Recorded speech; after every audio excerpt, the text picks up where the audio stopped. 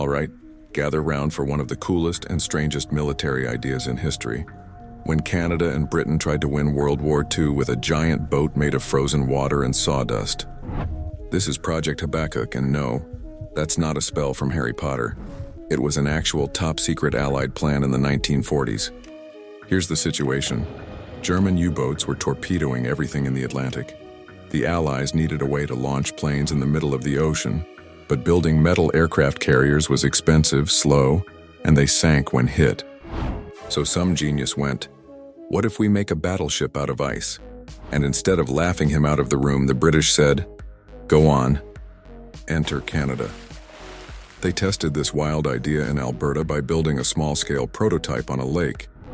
But pure ice was too brittle, so they mixed in sawdust, which turned out to be a miracle combo. The result? A substance called pykrete, part ice, part wood shavings, and tough as hell. It melted slowly, could take a bullet, and floated like a dream.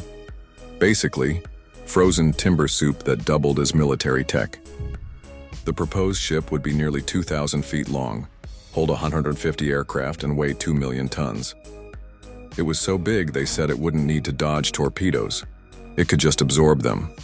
Like, boom, oh well, still floating. Winston Churchill loved it. The project got greenlit. But then, the problem started. First off, you had to refrigerate the ship from the inside. Constantly. It needed a cooling system just to exist. You'd be sailing a freezer across the Atlantic. Second, steel production improved. Real aircraft carriers became faster to build and less likely to melt. So after a few more tests, and probably a lot of confused engineers staring at snow with clipboards, the whole thing was canceled in 1943. But here's the kicker. It almost worked.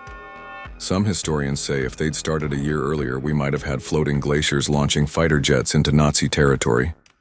So yeah, Project Habakkuk. Canada's attempt to win WWII with a giant ice cube. History's not just tanks and heroes. Sometimes it's a bunch of generals saying, "To the freezer aisle, boys. We're building a battleship."